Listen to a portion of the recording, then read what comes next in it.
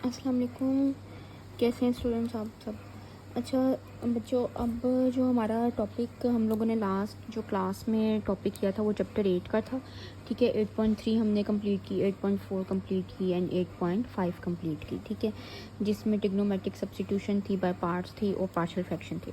अब 5.6 है। ठीक है, अगेन आपके पास इम्पॉर्टेंट यहाँ पर टॉपिक है area of regions in the plane. ठीक है, ये आपके पास लिंक कर रहा है। एरिया कब फाइंड होता है हमारे पास? इंटीग्रेशन से।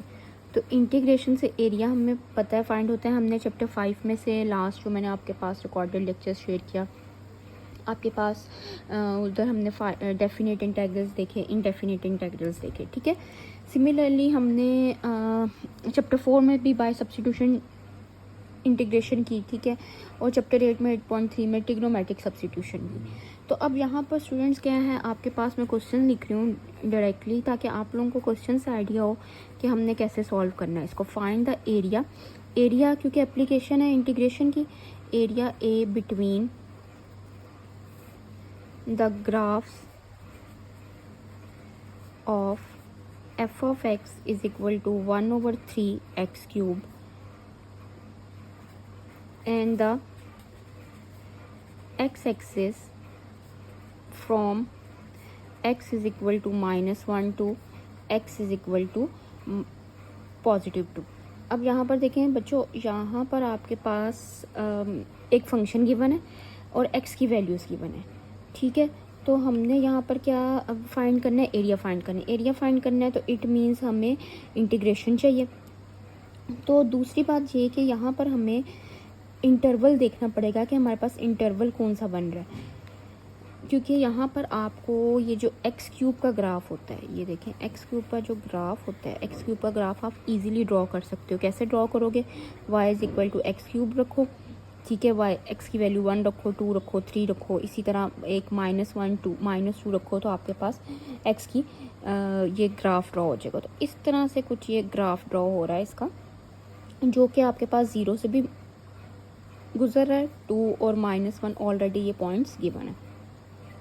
अब हमने यहाँ पर हमारे पास फंक्शन यहाँ पर यानी क्या बन रहा है 1 से लेकर 2 तक अकॉर्डिंग टू गिवन इंफॉर्मेशन। ठीक है, -1 आपके पास लोअर लिमिट, 2 आपके पास अपर लिमिट। तो ये आपके पास क्या आ गया? 1/3 एक्स क्यूब dx। ठीक है, जो हमारे पास ओरिजिनल क्वेश्चन की बना। लेकिन हमारे पास जो ग्राफ बन रहा है वो आपके पास क्या है? 0 से भी यहाँ पर आपके पास -1 0 एंड 0 से 2, यानी ये जो आपके पास इंटेग्रल है ये डिवाइड होगा 2 इंटेग्रल्स में। ठीक हो गया। अब वो 2 इंटेग्रल्स में कैसे डिवाइड होगा? यहाँ पर ये देखें, हम -1 से 0 एक इंटेग्रल आ जाएगा, -1 से 0 जो आपके पास फंक्शन होगा वो सेम फंक्शन ही रहेगा, क्योंकि हमारे पास फंक्शन मॉड फंक्शन नहीं है कि हम उसको चेंज करके लिख दें। ठीक है, और 0 से आपके पास 2 आ जाएगा, 1/3 एक्स क्यूब dx। अब स्टूडेंट्स यहाँ पर अब आपके पास सिंपल इंटीग्रेशन है। तो इंटीग्रेशन हम कैसे करते हैं? 1/3 आपके पास outside the integral sign -0 X cube, remaining factors रह गए। ठीक है, 1/3 इंटेग्रल साइन 0 से 2 एक्स क्यूब एंड dx। अब स्टूडेंट्स यहाँ पर देखें, आपके पास अपर लिमिट जो है, लोअर लिमिट जो है आपके पास स्मॉलर है as compare to upper limit. Similarly हमारे पास ये केस ओके है।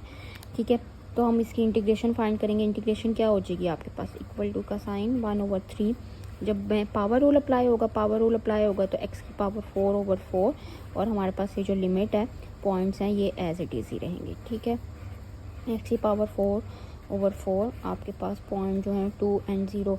अब आप इसको सिंप्लीफाई कर लो, upper limit minus lower limit करके, तो आपके पास आंसर आ जाएगा 17/12 स्क्वायर यूनिट्स। अब ये आपने वेरीफाई करना है यहाँ पर कि ये आंसर आ रहा है आपके पास कि नहीं आ रहा, क्योंकि हमें जो गिवन होता है सॉरी यहाँ से आपको प्रैक्टिस हो जाएगी कि अपर लिमिट माइनस लोअर लिमिट जो है हमने फॉर्म करनी है, किस तरह से आपने फॉर्म करके ये आंसर लेके आओगे। अच्छा जी बच्चों, अब नेक्स्ट जो इसका हमारे पास एक और टॉपिक है, इसी से रिलेटेड क्वेश्चन आपके पास 5.6 में गिवन है, लेकिन इसमें ना एक एरिया बिटवीन द ग्राफ्स है। ठीक है, जिसमें हमारे पास ये पॉइंट्स गिवन है। एक है एरिया हमारे पास बाउंडेड रीजन में। ठीक है, दो तरह के इसमें क्वेश्चंस हैं, एरिया बिटवीन द ग्राफ और एरिया बाउंडेड रीजन में। तो हमने क्या करना है, आपके पास जो सेकंड टाइप है, ठीक है, टाइप सेकंड आप कर लो इसको, एरिया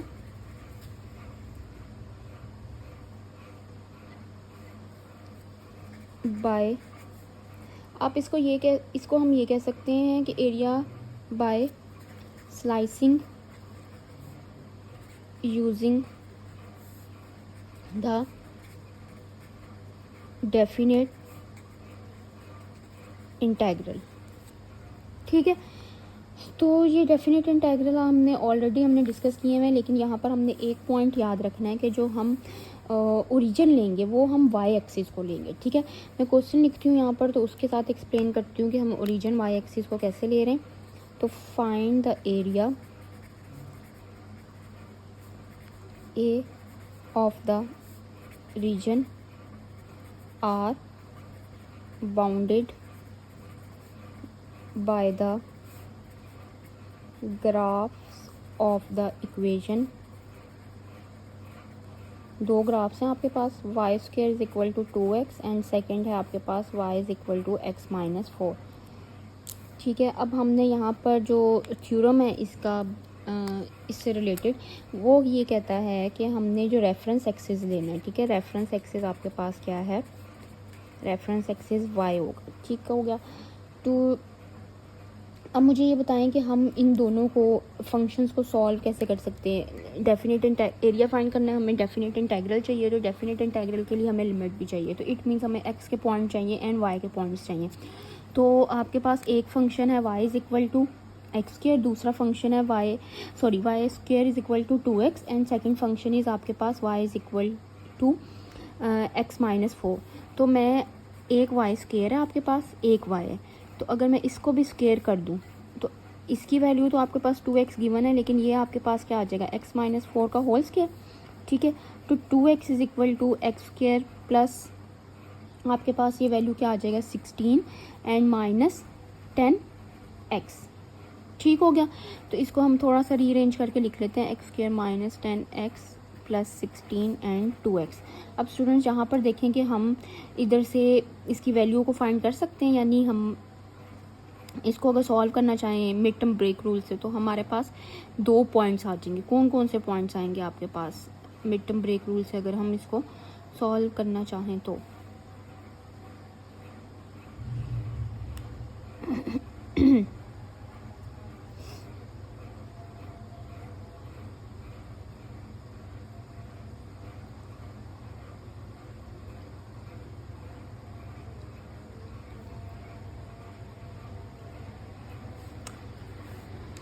जी बच्चों,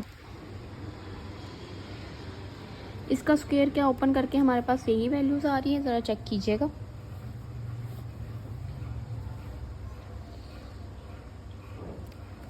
और अगर ये नहीं आ रही तो हमने यहाँ पर कौन सा पॉइंट मिस किया है, तो हमने ये पॉइंट मिस किया बच्चों कि जब हमने इस स्क्वायर को ओपन किया 2x is equal to x square a minus B के फार्मूले से। ठीक है, a माइनस बी का whole square, a square X square आ गया। ठीक है, -2 इंटू एक्स इंटू -4। ठीक है स्टूडेंट्स, प्लस 4 का स्क्वायर, तो ये आपके पास आ गया a square minus 8x plus 16 और ये आपके पास है 2x।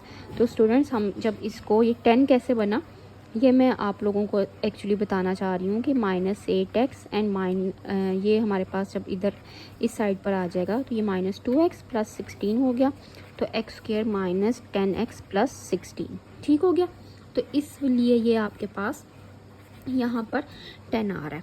तो बच्चों अब हमने नेक्स्ट क्या करना है, हमने वैल्यू फाइंड करनी है इसकी x की। तो x की वैल्यू इजीली यहाँ से फाइंड हो सकती है। देखें इसके फैक्टर्स बन जाएंगे x-2 x-8 इक्वल टू 0। ठीक है, एक वैल्यू आ गई x इज इक्वल टू 0, एक वैल्यू आ गई x इज इक्वल टू 8। अब इस x इज इक्वल टू 2 को मैं सब्स्टिट्यूट करूँ इस वाले y में, तो मेरे पास वैल्यू आ जाएगी ना, for x is equal to 2 this implies that y is equal to x minus 4 and आपके पास y की वैल्यू आ जाएगी -2। ठीक है, for x is equal to 8, ये वाला जो 8 है इसको मैं यहाँ सब्स्टिट्यूट करती हूँ, तो y is equal to x minus 4, this implies that y is equal to 4। तो अब स्टूडेंट्स यहाँ पर 2 ग्राफ्स हमारे पास बन गए। 2 ग्राफ्स कैसे बन रहे हैं, एक पॉइंट आपके पास आ रहा है 2 एंड -2, एक पॉइंट आपके पास आ रहा है 8 एंड 4।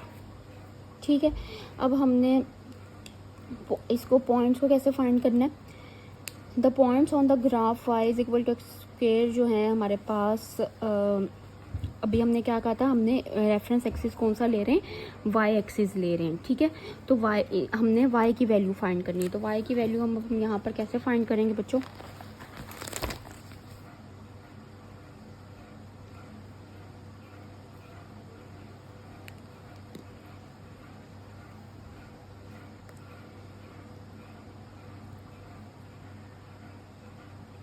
तो स्टूडेंट्स यहाँ पर y की वैल्यू मुझे बताएं क्या आएगी। अगर हम एक आपके पास है y is equal to y square is equal to 2x, दूसरा है आपके पास y इज इक्वल टू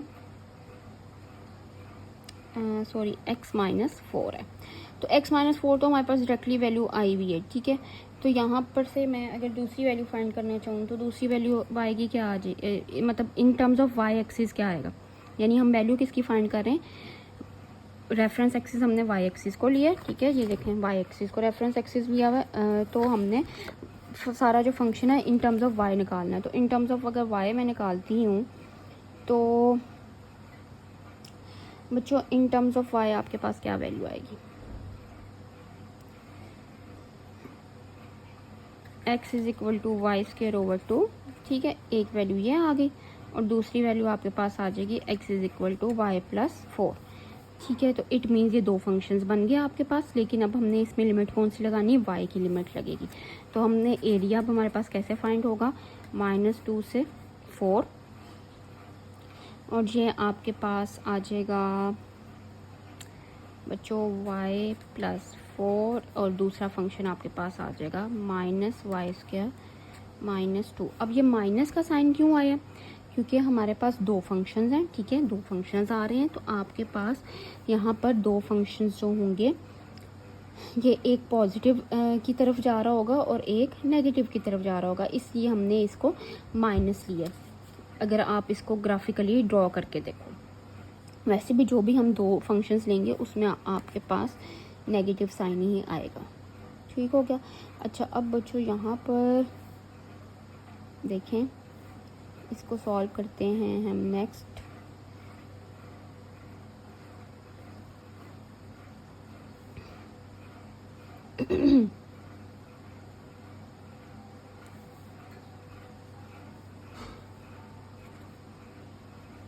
-2 से 4 Y square by 2 plus 4y। ठीक है, मैं यहाँ पर इंटीग्रेशन अप्लाई कर रही हूँ, होपफुली आप लोगों को इंटीग्रेशन आ गई होगी। जब मैंने इंटीग्रेशन अप्लाई कर दी तो डेफिनेटली ये चीज़ ख़त्म हो गई। ठीक है, सॉरी।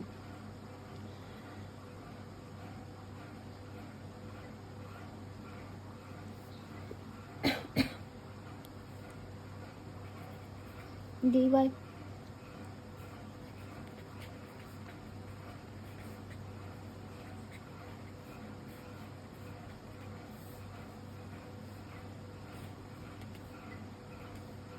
40/3 माइनस 14/3, वैल्यू मैं डायरेक्टली सब्स्टिट्यूट कर रही हूँ, आपके पास आ जाएगा 18। तो स्टूडेंट्स ये आपके पास हो गया क्वेश्चन जो हमने उसका देखा है, एरिया रीजन बाउंडेड बाय जो है ना हमारे पास स्लाइसिंग यूजिंग डेफिनेट इंटीग्रल आ गया। ठीक है, दूसरा जो नेक्स्ट हमारे पास केस है ना वो बहुत इजी केस है, और ये नेगेटिव साइन वाला जो मैंने आपको बताया ना कि नेगेटिव आना है, तो ये नेगेटिव ही आना है। अब मैं नेक्स्ट क्वेश्चन लिख रही हूँ यहाँ पर, तो आप लोग ये देख लें। इस तो स्टूडेंट्स यहाँ पर एरिया आपके पास था। ठीक है, area between the graph of 2 functions. तो area between the graph of 2 functions के आपके पास जस्ट ये फार्मूला है। ठीक है, हमने इस फार्मूले के अकॉर्डिंग जो है यहाँ पर मैं ये रिमूव कर रही हूँ। आपके पास क्या है, एरिया का फार्मूला a से b f of x and g of x। ठीक है, एंड d ऑफ जो भी हमारे पास यहाँ पर डेरिवेटिव गिवन होगा। ठीक हो गया। तो बच्चों यहाँ पर आपके पास क्या, एक एफ ऑफ एक्स है, जी ऑफ एक्स फंक्शन गिवन है, तो हमें 2 फंक्शन ऑलरेडी गिवन है, तो इट मीन्स हम यहाँ पर एक हम रख लेते हैं x+2 और एक फंक्शन हम रख लेते हैं x² एंड dx। इंटीग्रेशन आप ले सकते हो, लेकिन यहाँ पर लिमिट नहीं है। अब आप लोगों का क्या टास्क है, जो मैं आप लोगों को देना चाह रही हूँ टास्क, वो ये देना चाह रही हूँ कि आपने जैसे अभी हमने लास्ट क्वेश्चन में, लास्ट जो हमने वीडियो में देखा, हमने पॉइंट्स फाइंड किए, ठीक है, ये वाले पॉइंट्स फाइंड किए थे स्टूडेंट्स, ये देखें ये वाले पॉइंट्स फाइंड किए, तो उससे हमने ये लिमिट बनाई। तो यहाँ पर इसी सिमिलरली ये वाले जो पॉइंट्स है ए एंड बी, वो इधर से हम कैसे फाइंड करेंगे, ये आप लोगों ने मुझे बताना है। और मुझे इसका आंसर जो है मैंने क्लास में सब स्टूडेंट्स का चेक करना है कि आप लोग ये पॉइंट्स कैसे फाइंड करके इस इंटीग्रल को सॉल्व करते हो। मैं हिंट दे देती हूँ, यहाँ पर आपके पास जो पॉइंट्स आएंगे वो आएंगे बच्चों -1 से 1, 2 से 4, ठीक है। ये आपके पास पॉइंट्स आ गए। आप जस्ट ये पॉइंट्स यहाँ पर सब्स्टिट्यूट करोगे। कौन से वाले पॉइंट्स यूज सब्स्टिट्यूट होंगे, -1 ये पॉइंट सब्स्टिट्यूट होगा, -2 सब्स्टिट्यूट होगा। क्यों? क्योंकि हमारे पास फंक्शन x की फॉर्म में, तो x के पॉइंट्स हमारे पास यहाँ पर यूज़ होंगे। आपका इसका जो -1 से 2 आंसर इसका आ रहा है 9/2। ये मैंने सब स्टूडेंट्स का चेक करना है क्लास में, ठीक है। अच्छा जी, अब हमारे पास जो स्टूडेंट्स, ये आपके पास 5.6 है। जो नेक्स्ट इससे टॉपिक है रिलेटेड हमारे पास इंटीग्रेशन का मैं चाह रही हूँ कि टॉपिक ख़त्म हो जाए आप लोगों का, क्योंकि उसके बाद जो 11 चैप्टर स्टार्ट होना है वो डिफरेंट थोड़ा चैप्टर है, और उसमें इंटीग्रेशन वगैरह, इंटीग्रल टेस्ट वगैरह हैं, लेकिन इस तरह से मेन जो है आपके पास वो नहीं है, जिसे कहते हैं ना बच्चों, इस तरह से फॉर्म एप्लीकेशंस नहीं है, ठीक है। तो अब आपके पास जो नेक्स्ट है एक्सरसाइज 6.4 अगेन इम्पॉर्टेंट है, ठीक है। तो यहाँ पर आपके पास जो है arc length of a curve, इसका आपके पास फार्मूला होता है a से b। जस्ट ये आप समझो कि आपके पास ना बहुत इजी वे है कि आपके पास फार्मूला गिवन है, ठीक है। जस्ट हमने इक्वेशन इस फार्मूले में वैल्यू सब्स्टिट्यूट करनी है। बहुत आसान क्वेश्चंस हैं, थोड़ा सा आपको इसकी कैलकुलेशन करनी पड़ेगी जो थोड़ी टफ हो जाएगी।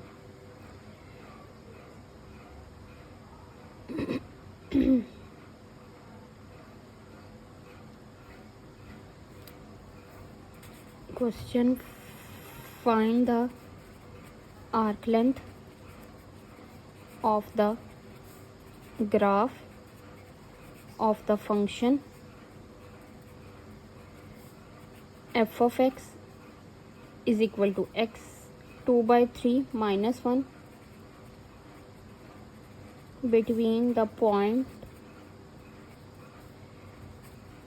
8 and 3 and 27 and 8, ठीक है। ये अब आपके पास क्वेश्चन है, पॉइंट्स भी हमें गिवन है, फंक्शन भी गिवन है, फार्मूला भी गिवन है। जस्ट हमने वैल्यू सब्स्टिट्यूट करनी है, उसको केयरफुली थोड़ा सा हमने इसको सॉल्व करना है।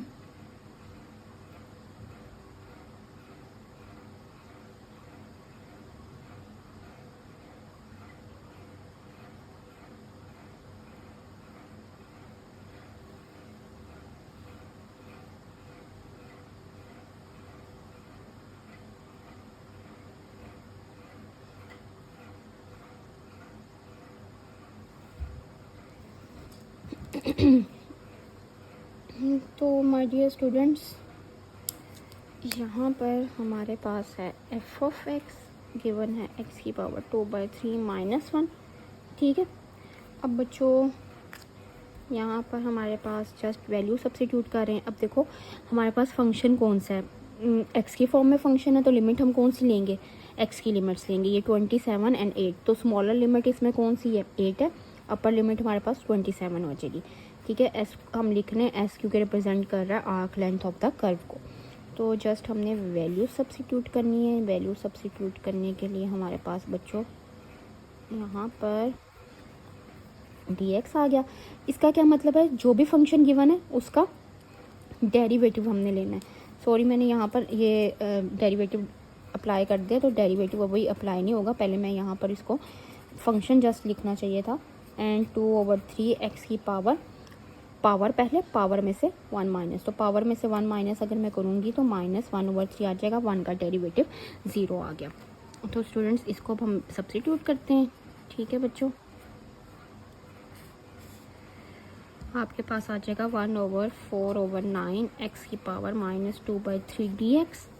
ठीक है, इसको मैंने इस वैल्यू को जहाँ सब्स्टिट्यूट किया क्योंकि फंक्शन का फर्स्ट डेरिवेटिव का स्क्वायर है, तो ये जब मैंने स्क्वायर लिया तो ये इसलिए आया। अब मैं एलसीएम ले रही हूँ, तो एलसीएम लेने से आपके पास क्या आ जाएगा 9x 2/3 + 4 dx। ठीक है, तो